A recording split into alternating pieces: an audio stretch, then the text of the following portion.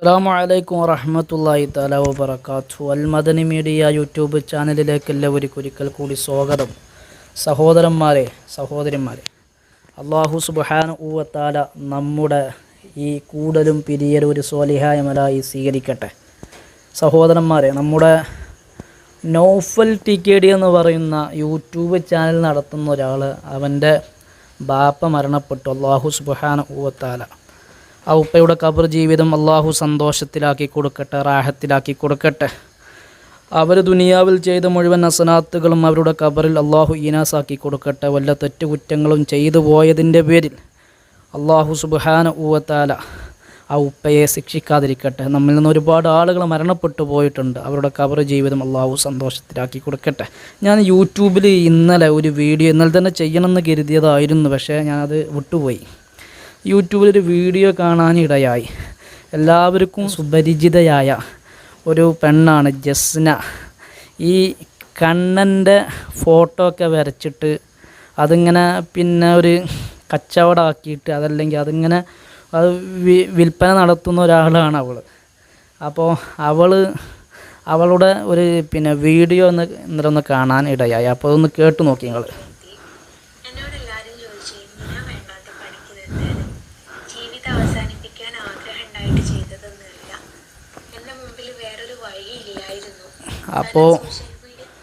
അപ്പോൾ അവൾ ജീവിതം അവസാനിപ്പിക്കാൻ പോയതാണ്. അവളുടെ മുന്നിൽ വേറൊരു വഴിയില്ല. എന്തിനാ അവൾ ജീവിതം അവസാനിപ്പിച്ചതെന്ന് കേൾക്കാം നമുക്ക്.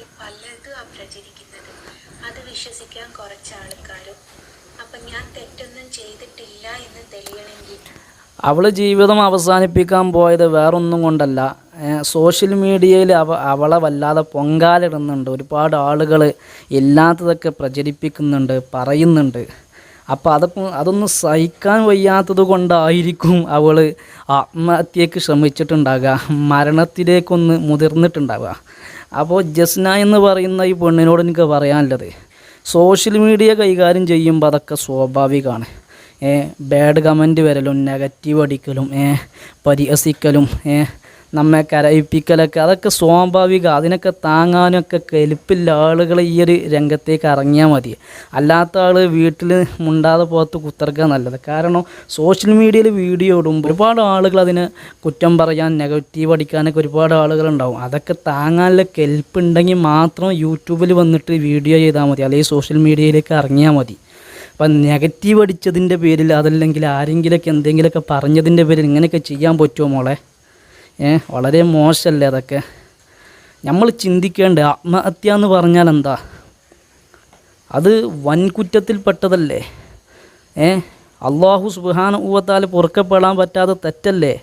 ഒരാൾ പിന്നെ എന്തെങ്കിലുമൊക്കെ ജീവിതത്തിൽ വരുമ്പോൾ ആത്മഹത്യക്ക് ശ്രമിക്കുക എന്നുള്ളത് ഇസ്ലാം അംഗീകരിക്കുന്ന കാര്യമല്ല. ആത്മഹത്യ ഇസ്ലാമിൽ വൻദോഷത്തിൽപ്പെട്ട സംഗതിയാണ്.